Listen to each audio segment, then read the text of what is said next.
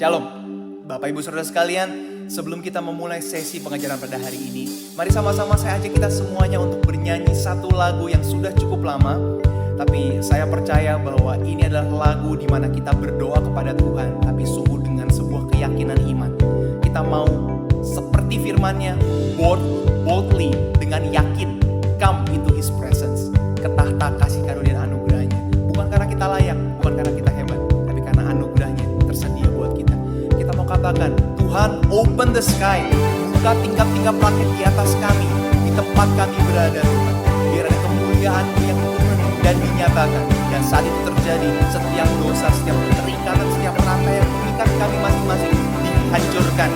Bapak Ibu Saudara sekalian, dengan iman kita mau nyatakan, Lord open the sky, buka langit di atas kami, buka langit di atas kami, biar kemuliaan-Mu dinyatakan di tempat kami masing-masing. Sama-sama katakan, Father to all the fatherless, anchor to all the anchorless, in You we are unshakable.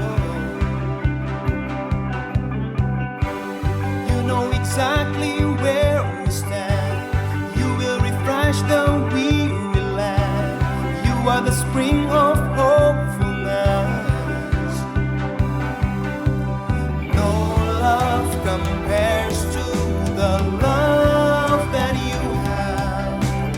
No one compares to You, Lord.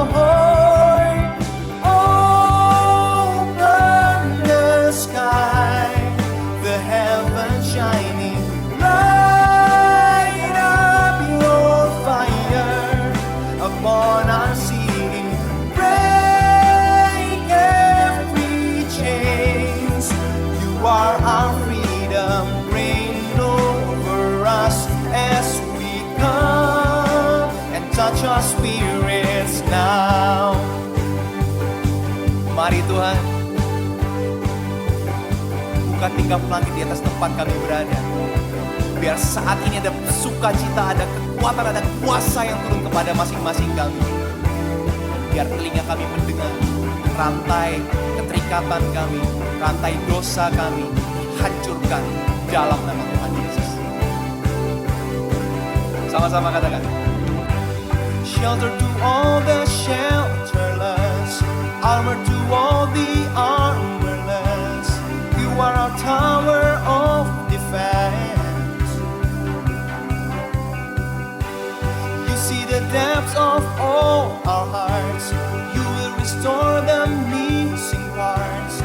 You are the one who makes things new. No love compares to the love that You have. No one compares to You, Lord. Open the sky, the heavens shining. Light up Your fire upon our city. Break every chains. You are our freedom. Reign over us as we come home. Open the sky, forgiveness flowing. Rescue our souls from sins and darkness. We stand in awe. We feel Your glory. Reign over us as we come and touch our spirits now.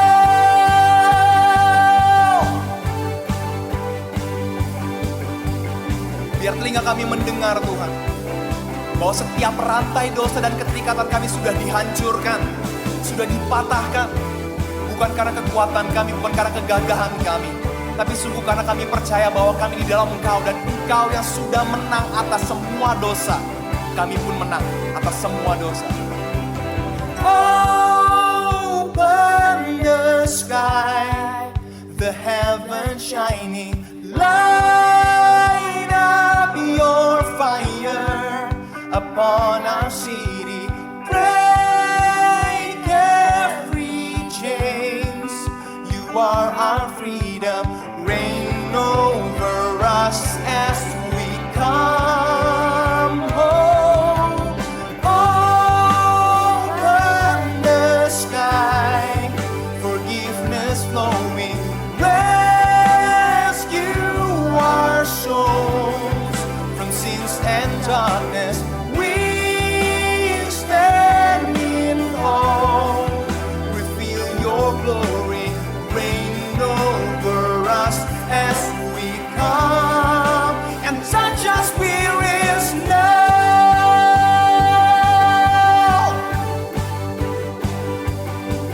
Kami percaya Tuhan, Engkau sudah bukakan tingkap langit di atas tempat kami. Dan kami menang. Di dalam nama Tuhan Yesus. Di dalam nama Tuhan Yesus. Nama di atas segala nama. Kami terima kuasa itu. Kami lihat langit terbuka di atas kami. Amin, amin, amin.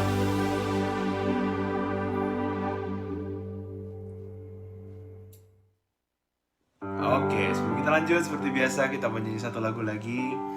Dan tokoh yang akan kita bahas hari ini di dalam sesi pelajaran hari ini adalah tokoh favorit saya di Alkitab sejujurnya. Dan saya selalu bahasa Inggrisnya itu aspire to be like him. Jadi orang yang sungguh-sungguh bisa mengutamakan Tuhan, bisa kenal hatinya Tuhan begitu dekat, dan Tuhan juga bisa hati yang dimiliki oleh orang ini tuh berkenan buat Tuhan. Dan itu yang saya ingin bisa capai suatu hari nanti, proses yang Dia izinkan terus terjadi dalam hidup saya. Dan saya harap itu juga yang kita inginkan semuanya sebagai anak-anak Tuhan ya. Dan sebelum kita masuk ke firman, saya mau ajak kita nyanyi satu lagu yang luar biasa indah, lagu yang kita udah sering nyanyi. Saya ingat waktu puji Tuhan kasih saya berkat bisa jalan ke Belanda, jalan-jalan ke Netherlands, dan saya waktu itu dibawa ke Keukenhof, ke Taman Bunga. Mungkin sebagian udah pernah datang ke sana pastinya. Dan tamannya bagus banget. Saya belum pernah lihat. Saya nggak suka alam. Saya orangnya nggak suka alam. Saya lebih suka gedung-gedung tinggi, lebih suka kota, city life gitu. Saya lebih suka. Saya nggak pernah suka alam, tapi somehow tahun 2017 kalau nggak salah, waktu saya sampai ke Keukenhof, saya merasa itu tempat bagus banget. Kayak itu taman paling bagus yang pernah saya lihat. Bunga bisa bersegala macam warna, ada bunga, segala macam jenis bunga, bukan cuma tulip. Dan luar biasa bagus. Dan saya waktu itu jalan sendiri. Ya, teman-teman segrup lain baru di tempat lain, saya jalan sendirian. Dan somehow yang keluar di hati saya adalah lagu ini. Lagu ini saya waktu itu nahan nangis. Karena aneh juga ya, nih orang Asia sendirian ngapain nangis tiba-tiba di taman, cowok lagi gitu kan. Tapi yang keluar adalah lagu ini, dan saya rasa ini lagu yang indah banget, yang sesuai dengan apa yang akan kita bicarakan hari ini. Referennya berkata seperti ini. And he walks with me and he talks with me and he tells me I am his own, and the joy we share as we tarry there, none other has ever known. I come to the garden alone, while the dew is still on the roses, and the voice I hear falling on my ears, the Son of God discloses.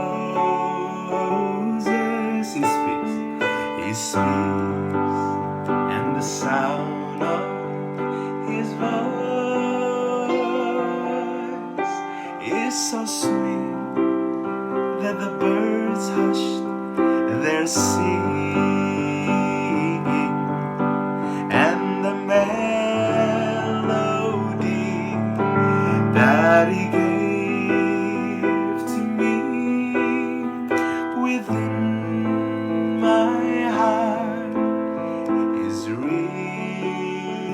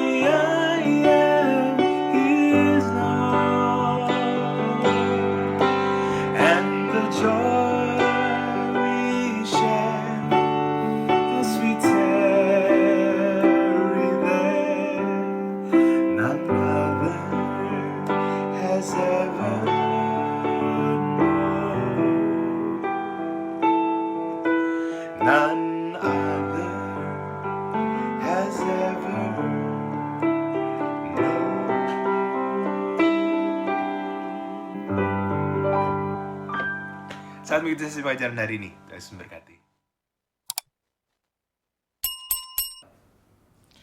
Shalom, selamat malam Bapak Ibu Saudara semuanya.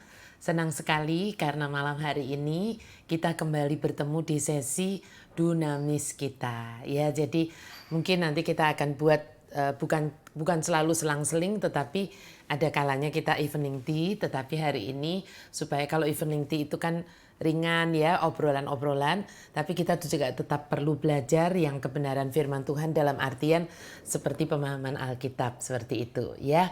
Dan malam hari ini kita mau belajar sesuatu yang saya berikan judul What is attractive to him? To him ya, himnya hanya besar ya. Apa yang menarik untuk dia? Apa ini yang kita mau pelajari? Nanti kita sama-sama akan mengerti. Mari kita satukan hati dulu di dalam doa. Demi nama Bapa, Putra, dan Roh Kudus. Amin.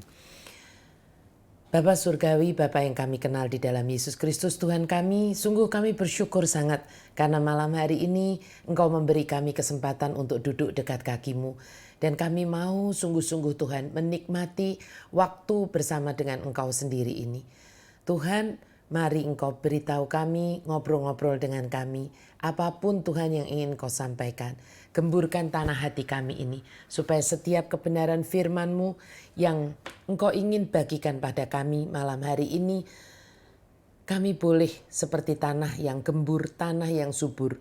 Biar setiap benih kebenaran firman Tuhan itu masuk di dalam hidup kami. Ubahkan hati kami Tuhan, menjadi seperti hati-Mu. Hati yang rela diajar, hati yang rendah hati. Karena kami tahu hati yang seperti itulah yang akan mengubahkan kami menjadi satu pribadi seperti yang Tuhan kehendaki. Kami menyerahkan tempat di mana kami bersekutu dengan Engkau ini Tuhan. Engkau yang berdaulat di tempat ini, Engkau yang berdaulat di pikiran kami, Engkau yang berdaulat di dalam hati kami. Di dalam nama-Mu yang mulia dan berkuasa itu, nama Yesus Kristus Tuhan, penebus kami yang hidup. Mari kita semua katakan amin. Demi nama Bapa, Putra, dan Roh Kudus. Amin. Ya. Nah, sebelum kita mulai, jangan lupa yang belum subscribe, silahkan subscribe dan juga di-share kepada teman. Kalau Anda merasa diberkati, jangan lupa share supaya teman-teman Anda juga bisa mengetahui kebenaran firman Tuhan, ya, dan hidup mereka juga ikut diubahkan. Ya, itu yang paling penting. Ya, lebih dari yang lainnya itu adalah share. Ya, tapi kalau subscribe, Anda pasti nanti akan mendapat notifikasi dari HOTK. Ya, YouTube-nya HOTK setiap kali ada apa, mungkin ada yang dari PA Women, kemarin hari Rabu ada PA Women, mungkin nanti butuh beberapa waktu, nanti sudah dimasukkan, diupload ke YouTube. Kalau Anda sudah subscribe, Anda pasti dapat beritanya, ya, nggak usah tunggu broadcast-nya, pasti sudah dapat beritanya, ya. Oke, malam ini saya memberi judul What is attractive to him. Sebetulnya kita mau bicara tentang apa atau tentang siapa. Kan di broadcast itu, di broadcast yang saya kirimkan, saya berkatakan kemarin bahwa siapa sih dari kita itu yang kepingin ketika kita itu ada persoalan, ada masalah dalam hidup kita, itu Tuhan itu take care, dan Tuhan belain kita. Pasti nggak ada yang menjawab, saya nggak mau Bu, nggak ada. Ya, semua dari kita pasti kepingin dibela-belain sama Tuhan gitu ya. Tetapi apa sebetulnya yang membuat sampai Tuhan itu bisa merasa perlu membela Anda dan saya? Itu kan yang penting ya. Malam ini kita mau belajar dari satu tokoh Alkitab. Saya tanyakan di broadcast itu, siapa kira-kira? Ada yang bisa menjawab? Kita mau belajar dari satu pribadi yang keren banget. Namanya adalah Daud. Raja Daud ya. Nah, Anda semua nanti tolong membaca sendiri semua kisahnya dari 2 Samuel 6 mulai ayat yang pertama. Karena kalau dituliskan semua terlalu panjang ya, saya nanti akan highlight saja. Nah, saya akan cerita. Daud itu orang yang sangat menghargai yang namanya hadiratnya Tuhan. Nah, pada waktu itu, ya kan kalau sekarang kita di rumah kita berdoa, kita percaya ada hadirat Tuhan. Tapi di perjanjian lama, hadirat Tuhan itu, kehadiran Tuhan itu dilambangkan dengan yang namanya tabut perjanjian, ya, the Ark of the Covenant. Mungkin bisa dilihatkan di sini tabut ini tabut perjanjian, ya. Nah, tabut perjanjian ini makanya disebutnya Jehovah Shammah, atau kalau dalam bahasa Inggrisnya the Lord is there, karena di tabut ini melambangkan disitulah Tuhan hadir. Ya, ini biasanya ditempatkan di namanya Holy of Holies, ruang Maha Kudus. Bukan hanya ruang yang kudus, tapi ruang yang Maha Kudus. Nah, Daud adalah orang yang mengerti bahwa kehadiran Tuhan itu segalanya buat dia. Ya, nah sehingga Daud itu kepingin setelah sekian lama tabut ini waktu itu ada di Baale Yehuda di rumahnya Abinadab, imam Abinadab. Daud ingin membawa balik ke kota Daud, ya, ke Yerusalem, ke City of David, dibawa pulang tabutnya itu. Sehingga tapi dia nggak tanya Tuhan. Dia berpikir apa yang harusnya dilakukan, tapi menurut dia. Sehingga dia menyiapkan satu kereta yang baru, ditarik oleh beberapa lembu begitu, lalu tabut itu diangkut dari rumahnya Abinadab. Nah, anak Imam Abinadab itu ada 2, Ahio dan Usa. Ya, mereka ikut mengiring. Si Ahio itu di depan keretanya itu, lalu Usa itu di samping tabutnya itu.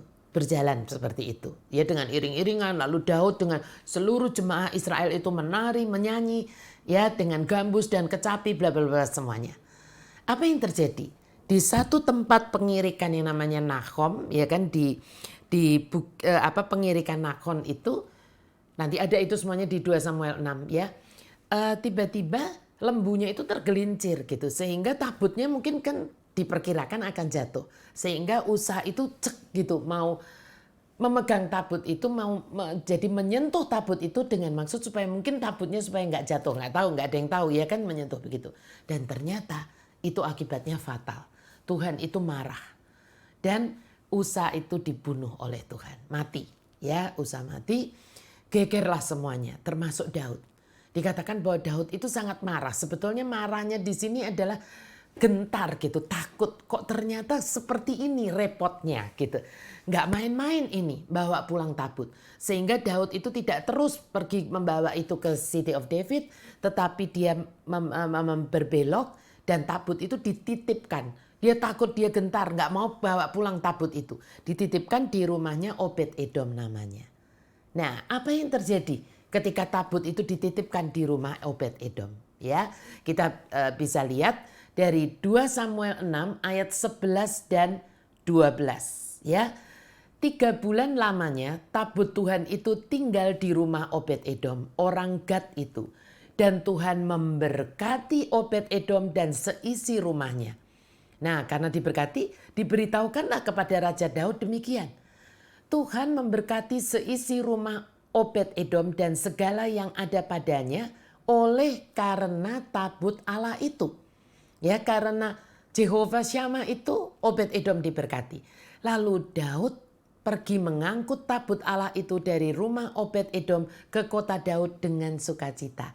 Di situ tiba-tiba ketika mendengar bahwa 3 bulan itu rumahnya Obed Edom yang dititipi tabut itu ternyata bukannya jadi sengsara, tapi diberkati gitu. Jadi Daud mengerti bahwa oh, Tuhan itu adalah Allah yang baik, Yehova, Yahweh yang baik seperti itu. Ya, pasti ada sesuatu kenapa kemarin dia marah. Nah, saya percaya Daud ini adalah orang yang mau mengerti hatinya Tuhan sehingga dia sekarang memakai cara yang berbeda. Kalau kemarin mengangkut tabut itu dengan kereta yang baru, walaupun baru tapi itu kereta, ya kan? Dan ditariknya oleh lembu. Jadi seolah-olah yang membawa itu benda dan binatang. Tetapi akhirnya saya percaya Daud menangkap bahwa untuk membawa hadirat Tuhan itu harus diangkut oleh manusia. Ya, oleh manusia dan harus ada korban. Ya, harus ada namanya korban darah. Nah, maka terjadilah di 2 Samuel 6 ayat 13 sampai 15. Kita lihat ya. Apabila pengangkut-pengangkut tabut Tuhan itu melangkah maju 6 langkah, maka ia mengorbankan seekor lembu dan seekor anak lembu gemukan. Dan Daud menari-nari di hadapan Tuhan dengan sekuat tenaga. Ia berbaju efod dari kain lenan. Daud dan seluruh orang Israel mengangkut tabut Tuhan itu dengan diiringi sorak dan bunyi sangkakala. Ya, jadi sekarang tabutnya itu dipanggul. ya kan? Tapi bukan hanya dipanggul oleh para imam ya yang pengangkut tabutnya itu, tetapi Daud juga melakukan sesuatu. Setiap 6 langkah dia mempersembahkan korban, setiap 6 langkah mempersembahkan korban. Ya, saat tiba waktunya untuk membawa tabut itu ke Yerusalem ini ya, dari rumahnya Obed Edom ke Yerusalem, ke City of David, ke kota Daud, Raja Daud itu menari-nari bukan memakai pakaian kebesaran imam atau pakaian kebesaran raja, tetapi Raja Daud melepaskan semua pakaian kebesarannya dan dia hanya menggunakan efod imam saja. Jadi bukan, ini saya tunjukkan ya di gambar, nanti ada gambarnya, tapi saya keluarkan dulu ayatnya supaya kita mengerti yang dipakai oleh Raja Daud itu sebetulnya apa sih? Ya kan disebut memakai baju efod dari kain lenan gitu ya. Di Amplified itu jelas sekali untuk ayat 14-nya. Saya mau keluarkan ya. And David was dancing before the Lord with great enthusiasm. And David was wearing a linen ephod, lalu ada di dalam kurung itu, a priest's upper garment. Nah, boleh dikeluarkan gambarnya. A priest's upper garment itu seperti apa? Coba Anda lihat, ya kan? Itu ada 12 batu, ya kan? 12 batu, itu melambangkan 12 suku Israel. Batu benar-benar nih, bukan palsu ya, batu benar-benar gemstone seperti itu. Nah, 12 batu ini ada namanya, nanti kalau mau belajar ada di Alkitab ya. Jadi yang dipakai oleh Daud bukan hanya bukan seluruhnya itu, bukan yang ada birunya lalu tangan panjang putih, bukan.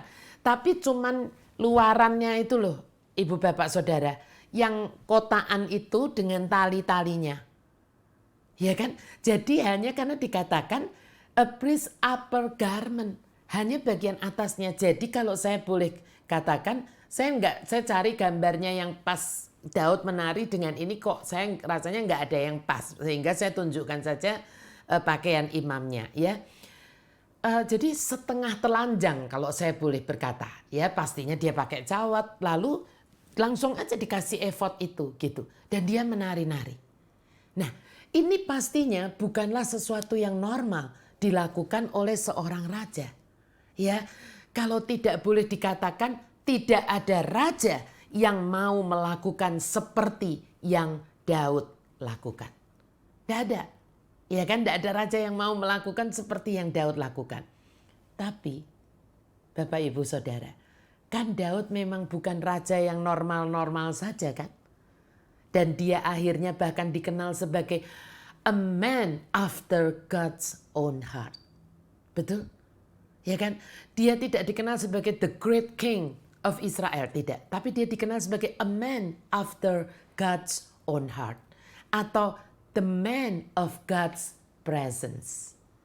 Ya. Betul ya? Ini yang dikenal, Daud itu dikenal sebagai ini.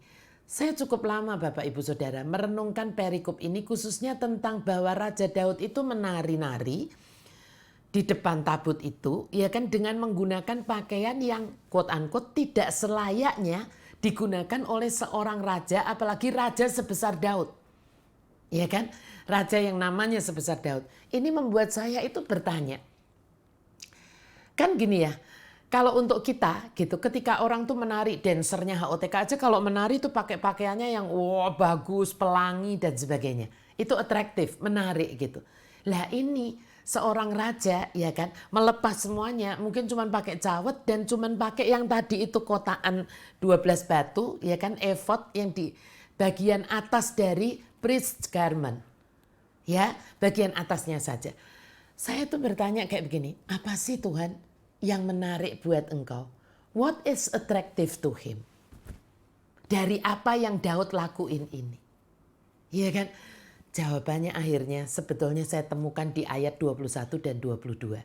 Tapi saya mau ceritakan dulu apa respon atau apa reaksi Mikal. Mikal itu istrinya Daud, anaknya Raja Saul. Ya, yang akhirnya menjadi istrinya Daud. Karena Daud memenangkan sayembara waktu itu yang mengalahkan Goliat. Ya, nah Mikal itu ketika lihat Daud itu dari jendela lotengnya rumahnya gitu. Mikal itu keki di dalam hatinya. Mikal memandang rendah Daud. Nanti Anda baca sendiri responnya Mikal itu. Mikal kalau saya pakai bahasa saya sendiri, Mikal istri Daud ini seolah seperti mau berkata begini, kamu tuh nggak tahu malu. Ngapain sih cuman bawa pulang tabut aja, lu heboh banget sampai ngelepas semuanya. Lu nggak malu apa? Nari-nari kayak begitu hampir telanjang bareng sama semua budak-budak perempuan. Ingat dong, siapa lu? Lu kan raja. Raja atas semua Israel.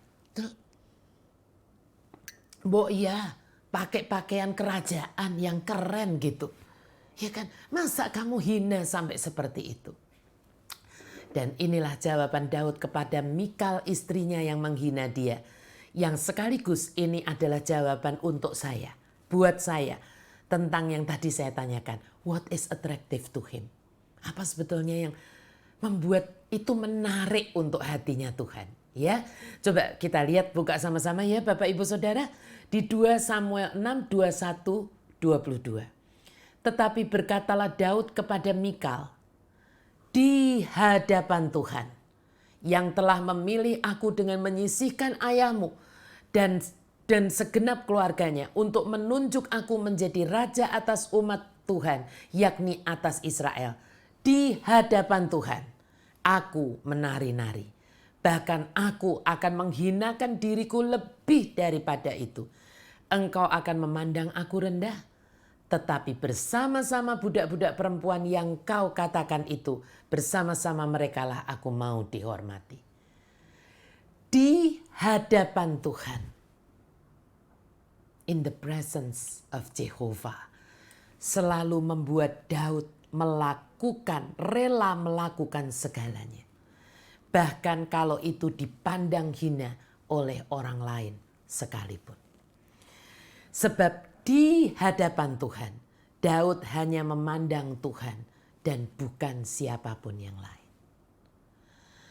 Hadirat Tuhan itu segalanya untuk Daud. Hadirat Tuhan itu membuat Daud lepas bebas menjadi dirinya sendiri tanpa segala atribut di dunia ini.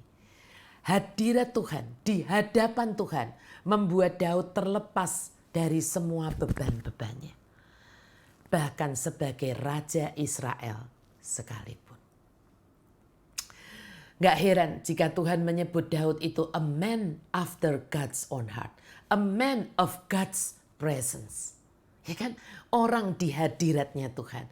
Orang yang ada di hatinya Tuhan. Di hadapan Tuhan. Di hadiratnya Tuhan. Fokus Daud hanya satu. Apa itu? Who God is. Siapa Tuhan itu. Dan inilah yang attractive to him. Siapa setuju? Tulis amin di live chat Anda masing-masing. Ya. Nah, jujur Bapak Ibu Saudara, saya mau jelaskan lagi. Mungkin Anda berpikir, apa maksudnya nih Bu Glory kok atraktif untuk Tuhan? Jujur saya merenungkan ini sejak bulan Mei yang lalu. Hati saya itu cemburu Bapak Ibu Saudara. Cemburu kepada Raja Daud ini. Saya bilang sama Tuhan gini, Tuhan aku pengen punya hati yang seperti itu juga. Hati yang ngapain? Hati yang hanya fokus kepada who God is. Who my heavenly Father is. Ya, karena kita ini kan gini Bapak Ibu Saudara. Seringkali kita itu nggak sungguh-sungguh bisa menikmati hadiratnya. Kita nggak sungguh-sungguh bisa encounter dengan dia, dengan Tuhan.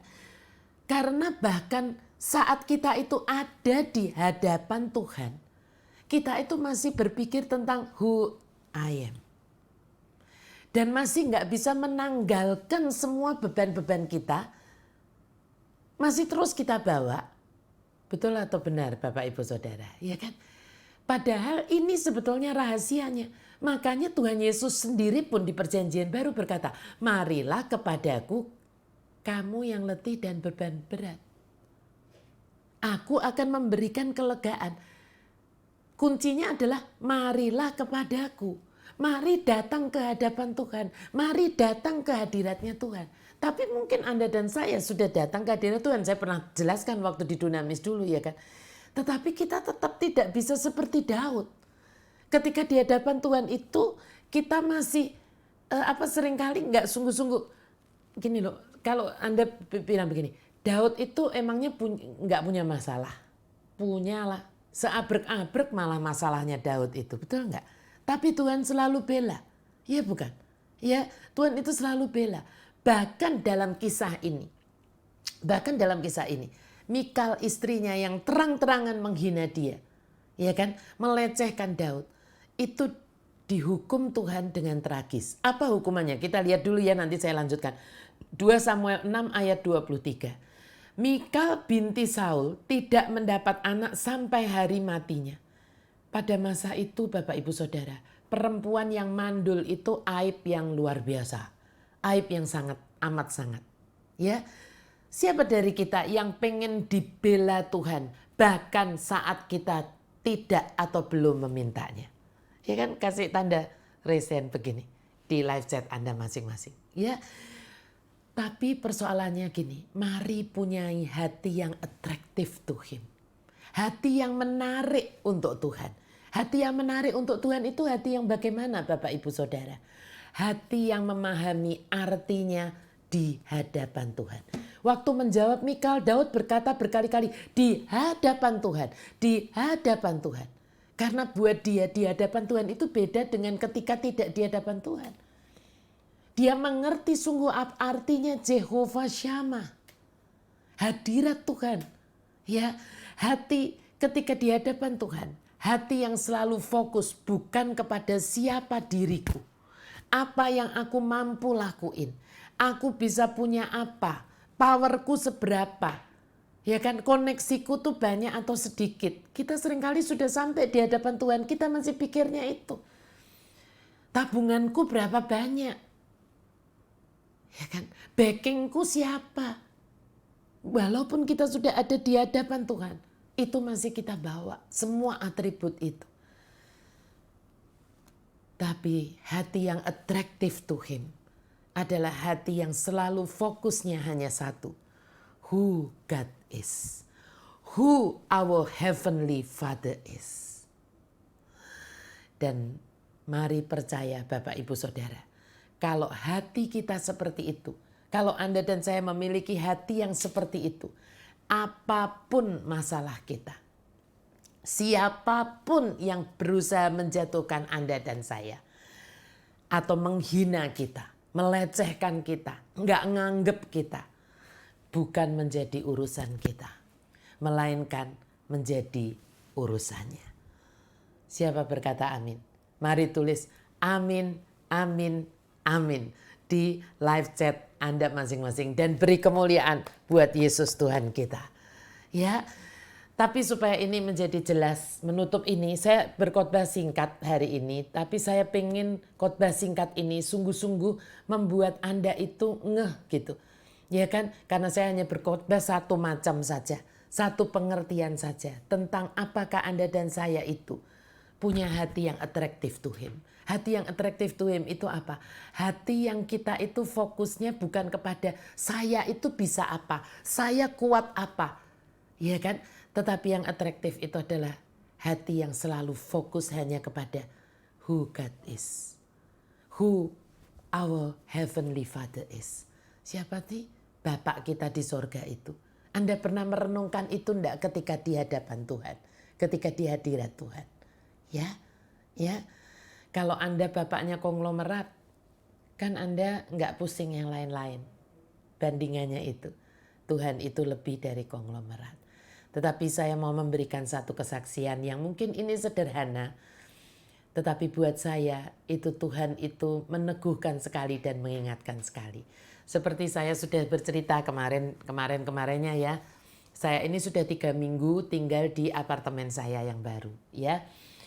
Nah, tapi karena kesibukan, karena saya masih harus mondar-mandir, ambil barang di rumah saya yang lama, pindah ke sini, masih mengatur beberapa hal ya, biasa kan orang pindahan ya. Sehingga saya itu Bapak Ibu Saudara bahkan belum sempat untuk turun begitu jalan-jalan di taman di apartemen saya ini. Nah, hari Minggu kemarin tanggal 6, cucu saya Daud, kebetulan cucu saya namanya juga Daud ya kan. Daud kecil ini bukan Raja Daud ya, Daud kecil ini mengajak Pak opanya ya, Pak Gana suami saya, dan saya juga untuk turun gitu. Ayo jalan-jalan karena dia pengen pergi ke playgroundnya. Karena di apartemen ini ada playground untuk anak-anak main ya. Jadi Daud cucu saya tuh ajak ke playground itu. Ya udah untuk nurutin anak kecil, untuk nurutin cucu, kami berdua pakai sepatu kets, pakai sneakers begitu lalu turun gitu. Nah, sampai di playground ternyata mau prosotan dan sebagainya nggak bisa karena malamnya bekas hujan. Tapi yang naik-naik terus jalan begitu manjat-manjat bisa ya, taman agak basah. Nah, karena nggak bisa semua mainan di playground itu dipakai, akhirnya ya sudahlah kami bilang yuk jalan-jalan aja puter gitu. Tapi Daud dan opanya jalan sudah lebih cepat. Saya kan lutut saya ini masih bermasalah ya, jadi jalannya pelan. Saya di belakang begitu. Tiba-tiba Pak Gana tuh sama cucu saya udah jalan duluan. Dan Pak Gana itu bilang begini, coba panggil saya, yang sini gitu. Coba kamu lihat gitu, ada apa di sini? Coba. Saya ikut kan, saya lihat, saya kaget Bapak Ibu Saudara. Ada apa? Ada kolam ikan koi. Yang isinya tuh ikan koinya tuh gede-gede, hampir separuh tangan saya ini. Besar-besar koinya bagus, ya bagus-bagus. Kalau nanti kapan Anda bisa sempat main ke apartemen saya kasih tunjuk buktinya, ya. Nah, mungkin Anda berkata apa istimewanya Bu Glory? Cuman apa kolam ikan koi kok Bu Glory ceritain di khotbah? Nah begini, untuk Anda mungkin nggak ada apa-apanya. Tapi kenapa Pak Gana sampai panggil saya tuh pasti ada apa-apanya, ya. Bertahun-tahun yang lalu saya itu pernah memberikan firman gitu di rumah salah seorang ibu gitu ya, para wanita ini saya diminta untuk memberikan firman di rumah seseorang yang rumahnya itu keren, rumahnya tuh bagus dan rumahnya tuh dibangun dikelilingi oleh kolam ya, kolam ikan gitu. Ikannya tuh ikan koi yang gede-gede itu yang setengah lengan saya ini gitu ya.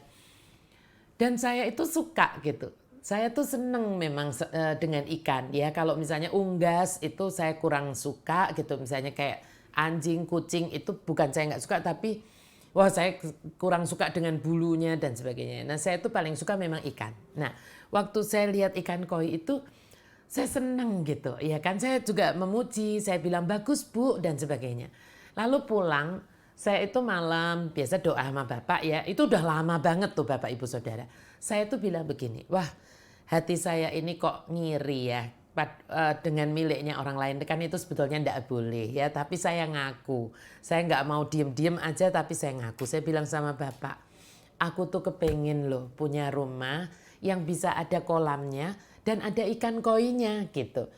Oh iya kata Bapak, itu rumahnya mesti rada gede gitu. Jadi ada gitu. Oh ya udah. Akhirnya di rumah saya yang kemarin juga tidak memungkinkan kalau dibangun kolam untuk ikan koi karena masih ada kebutuhan yang lain ya.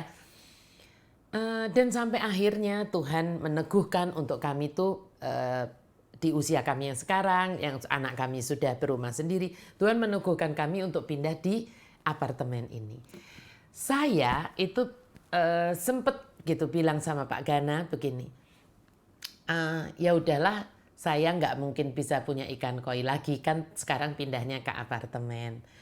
Jadi saya pelihara ikan cupang aja deh gitu. Kalau ikan cupang kan kecil ditaruh di gitu ditaruh di tempat-tempat akrilik kecil-kecil begitu kan bisa ya gitu dan macam-macam kan bagus-bagus gitu. Jadi saya bilang seperti itu gitu. Ya Bapak juga ketawa dan kami beli ikan cupang gitu ya. Lalu kami pelihara dan dibawa pindah ke apartemen ini. Tapi tiba-tiba hari Minggu kemarin Tuhan itu seperti bicara di hati saya. Kamu sudah melupakan mimpimu. Dalam artian melupakan tuh saya nggak lupa sebetulnya. Tapi dalam artian saya itu membatasi dengan berkata begini, oh ya sudahlah sekarang saya nggak mungkin punya ikan koi lagi. Seperti itu, nggak mungkin mimpi saya itu ya udah saya kubur aja. Seperti Tuhan itu bilang, tapi aku tidak pernah melupakannya. Aku tahu itu adalah kesukaanmu. Lalu Bapak tuh bilang begini, lah sekarang kita punya kolam ikan koi, kan saya ikut menikmati di sini, tapi nggak usah merawatnya.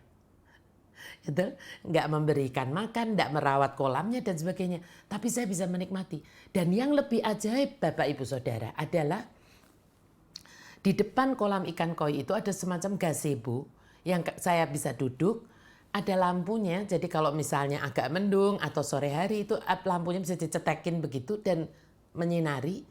Dan saya bisa saat teduh di situ. Saya bisa duduk saat teduh dengan menikmati kolam yang ada ikan koinya. Dan ikan koinya bagus-bagus sekali.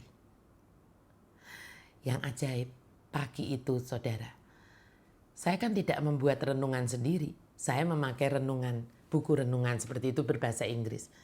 Waktu saya buka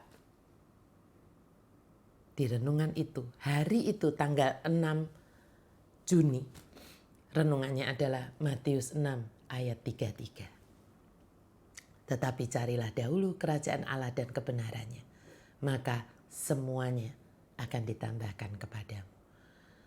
Saya menangis Bapak Ibu Saudara. Seperti Tuhan itu berkata seperti ini. Who your heavenly Father is. Itu adalah yang penting. Seringkali ketika kita sudah ada di hadirat Tuhan pun, di hadapan Tuhan pun, kita masih berpikirnya apa yang kita bisa upayakan, apa yang saya kuat membeli, apa yang saya kuat mengusahakan seperti itu. Tapi ketika sungguh-sungguh kita itu hanya fokusnya kepada who God is, ternyata bahkan sesuatu yang kita mungkin berpikir sudah nggak mungkin, Tuhan sediakan. Tetapi yang kedua, seperti Tuhan itu bicara sama saya begini, Gloria, kalau ikan koi saja aku ingat dan aku berikan kepadamu, aku perhatikan, masa sih kebutuhanmu yang lain, yang lebih penting, yang lebih signifikan, lebih besar dari itu, aku tidak mengingatnya. Ikan koi kan kalau Tuhan tidak berikan juga nggak apa-apa. Saya mungkin juga nggak akan menuntut. Saya tidak pernah memintanya itu dari Tuhan. To be honest Bapak Ibu Saudara, saya tidak pernah. Ibu Glory pernah mendoakan supaya punya kolam ikan koi, to be honest, enggak. Enggak. Tetapi saya pernah ngomong sama suami saya kepada Pak Gana, betul. Makanya Bapak ingat. Tetapi itu menguatkan saya sekali. Semoga ini juga menguatkan Anda semuanya. Ya kan? Kalau ikan koi saja, yang cuman sekedar saya itu mengucapkan bahwa saya itu kepingin. Setelah sekian lama saya berpikir, saya pun sudah nggak memikirkan itu kalau boleh dikatakan. Tapi Tuhan tetap memikirkannya dan Tuhan memberikannya. Apalagi persoalan Anda, kebutuhan Anda semuanya. Yang itu jauh lebih besar dari sekedar ikan koi. Masa sih Tuhan tidak mau? Tetapi mari miliki dulu hati yang attractive to him. Hati yang menarik untuk dia. Hati yang bukan seperti Mikal, yang masih berpikir tentang siapa saya. Ketika di hadapan Tuhan, mari lepaskan semuanya. Mari hargai yang namanya God's presence, hadirat Tuhan. Saya seringkali ruangan ini adalah ruangan kerja saya dan sekaligus ruangan doa saya. Ya, makanya ada tabut, ada harpa Daud dan sebagainya. Ya, ada yang saya seringkali atribut-atribut yang untuk saya di kamar doa. Ya, seringkali di tempat ini saya hanya duduk di kursi ini, saya menyandar dan saya hanya berkata begini, Tuhan, aku tidak minta apa-apa. Aku hanya minta berduaan dengan Engkau. Aku mau menikmati hadirat-Mu. Aku mau menikmati indahnya saat-saat duaan dengan Engkau. Waktu Anda dulu pacaran, coba ingat, yang masih baru pacaran, baru tunangan. Seringkali kan duduk berdua aja sudah segalanya. Ya kan? Tapi setelah lama menikah, seringkali sudah lupa untuk duduk berdua. Tuhan adalah kekasih jiwa kita. Betul. Tuhan adalah kekasih hati kita. Tuhan adalah mempelai surgawi kita. Betul? Jangan pernah percaya bahwa hadiratnya itu hanya isapan jempol. Ya, itu tipuan iblis. Hadiratnya itu nyata.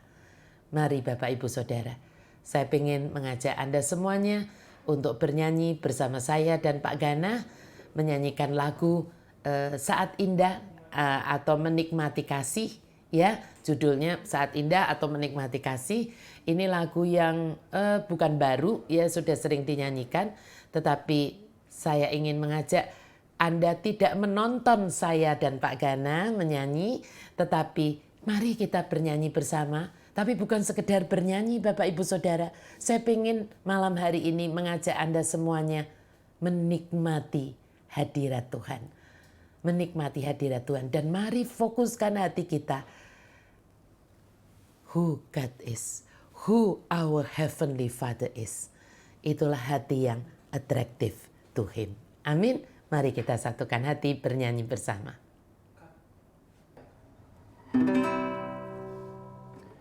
Saat indah ku berhadapan denganmu, memandang wajahmu, Yesus kekasih jiwaku.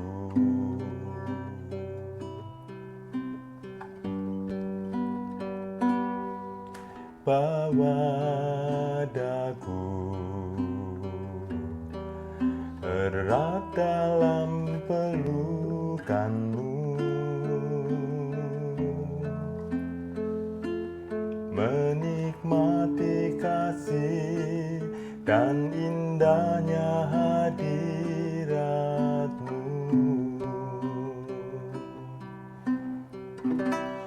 Hadiratmu Tuhan, ku rasakan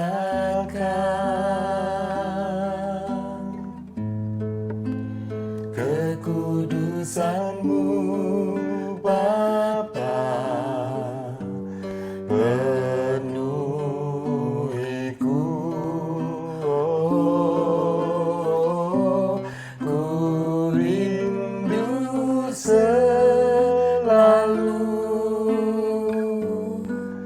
diam dalam bait-Mu, menikmati kasih anugerah-Mu.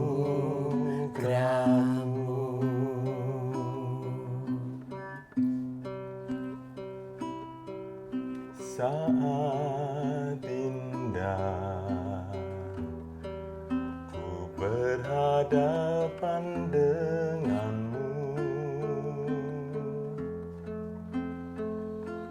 memandang wajahmu, Yesus kekasih jiwaku.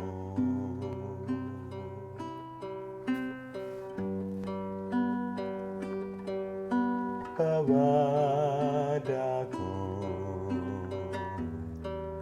erat dalam pelukan-Mu, menikmati kasih dan indahnya hadirat-Mu.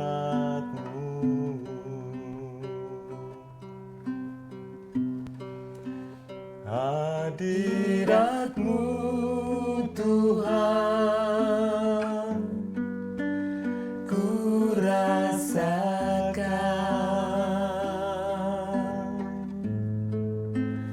kekudusan-Mu Bapa,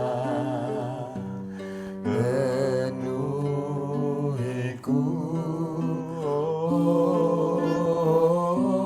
Ku rindu selalu diam dalam bait-Mu, menikmati kasih anugerah-Mu.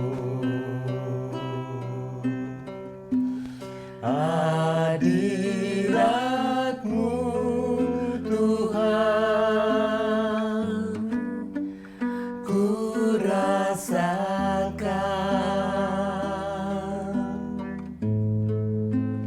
kekudusan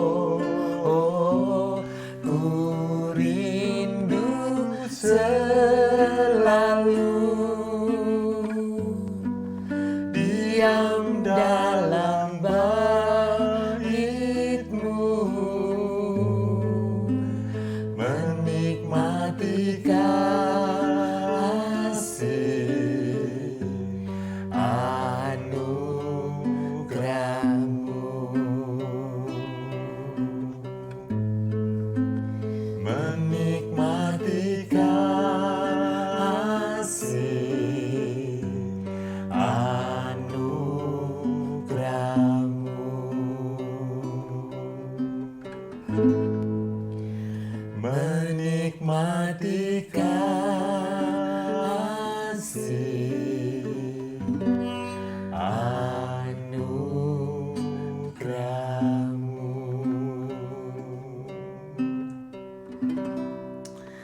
Bapak Ibu Saudara, saya sungguh berdoa supaya setiap kali Anda ada di hadirat Tuhan, setiap kali Anda ada di hadapan Tuhan, kita melepaskan semua atribut-atribut dunia kita. Biar semua beban-beban yang masih membebani kita begitu beratnya, sungguh-sungguh bisa kita lepaskan, kita letakkan di bawah kakinya Tuhan Yesus. Kenapa Tuhan Yesus itu dikasih satu namanya? Tuhan Yesus itu Immanuel, betul? Allah yang beserta kita. Jadi jangan mau dibohongi oleh setan yang berkata bahwa Allah kita adalah Allah yang jauh di surga. Bukan. Itulah istimewanya Tuhan Yesus kita.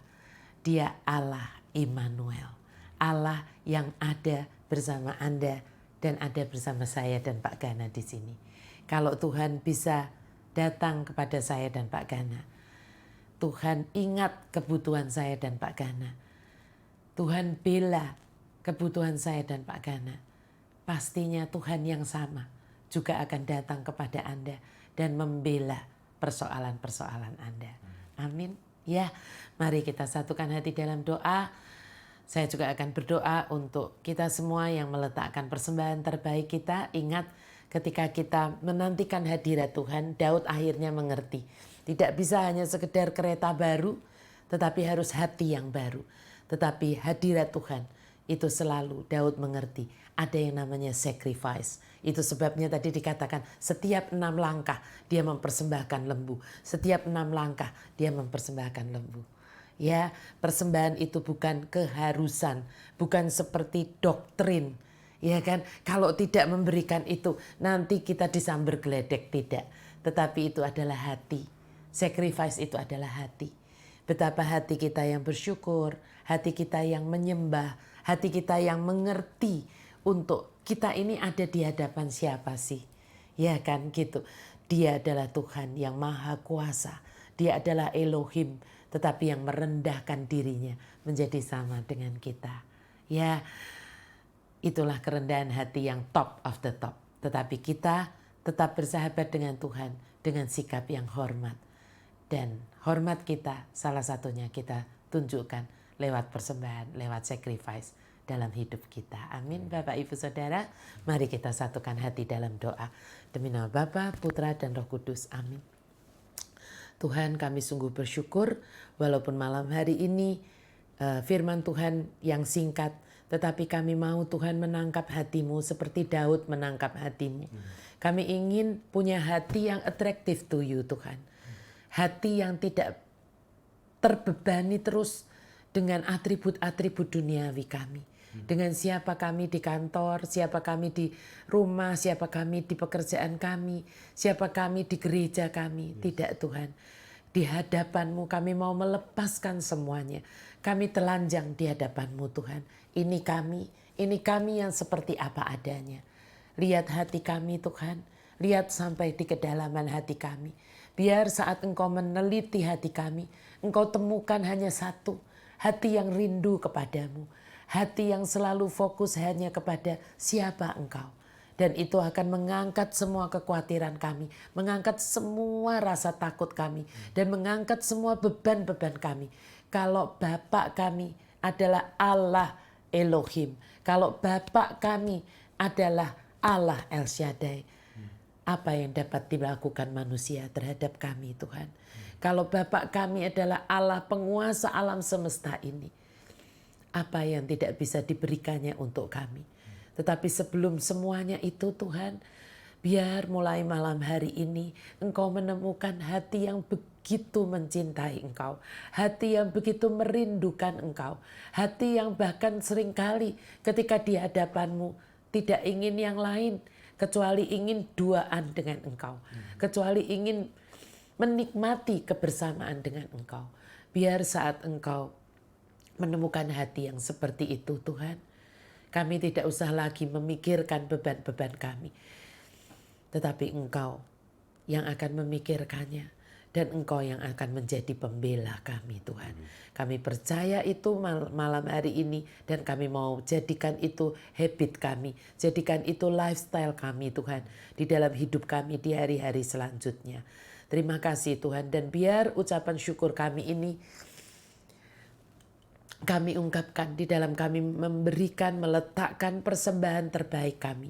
Ini kami lakukan bukan karena keharusan, tetapi karena hati kami yang meluap dengan ucapan syukur. Kami tahu tanpa proteksimu yang sempurna, apapun yang kami upayakan, apapun yang kami kerjakan, sepandai apapun kami, tidak akan menghasilkan apa-apa. Tetapi dengan proteksimu Tuhan, dengan pertolonganmu, dengan kekuatan yang daripadamu, dan dengan favor yang daripadamu, semuanya dapat kami nikmati, semuanya anugerahmu, semuanya akan kami kembalikan kepadamu sebagai ucapan syukur kami. Dan biar Engkau yang melihat hati yang sungguh-sungguh menyembah Engkau, hati yang sungguh-sungguh meletakkan persembahan ini dengan rasa syukur, biar Tuhan favor-Mu turun, biar proteksi-Mu turun di dalam hidup setiap anak-anak-Mu ini.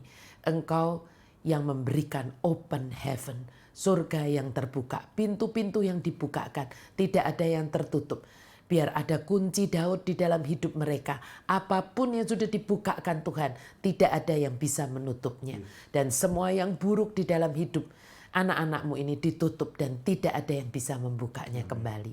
Dan biar Tuhan sungguh-sungguh kasih yang dari Allah Bapa, berkat yang melimpah di dalam Yesus Kristus Immanuel kami, dan persekutuan yang indah dengan Holy Spirit, Tuhan yang Engkau berikan kepada kami, selalu tinggal di dalam hidup kami, mulai malam hari ini sampai Maranatha, ketika kami menyambut Engkau di awan-awan. Dan kami semua sehati dan sepakat mengatakan bahwa kami akan menerima apa yang kami doakan ini karena kami menaikkannya di dalam satu nama yang menggenggam hari depan kami. Nama Yesus Kristus Tuhan Allah Immanuel kami. Mari semua yang sepakat dengan saya dan Pak Gana, mari katakan dengan kuat. Amin. Demi nama Bapa, Putra, dan Roh Kudus. Amin. Terima kasih Bapak, Ibu, Saudara semuanya. Ya sudah menikmati kebenaran firman Tuhan malam hari ini. Minggu depan atau Jumat depan maksudnya kita akan ada evening tea. Ada evening tea special karena biasanya kan hanya bicara dengan saya, Deo, Hadi, dan Ibu Glory. Tetapi nanti di hari Jumat depan akan ada tamu yaitu Pak Gana. Kita akan berbicara tentang pernikahan ya di tanggal 18 Juni. Jumat depan. Jangan sampai Anda lewatkan. Untuk Anda yang sedang mempersiapkan pernikahan, sedang pacaran, sedang tunangan, atau sudah menikah beberapa tahun, maupun yang sudah menikah cukup lama seperti kami. Mari kita sama-sama berbincang-bincang santai, tetapi yang pastinya bermakna untuk pernikahan kita semuanya. Gitu ya Bapak Ibu Saudara, terima kasih. Semoga weekend Anda diberkati Tuhan sampai kita bertemu di hari Jumat yang akan datang. Tuhan Yesus memberkati.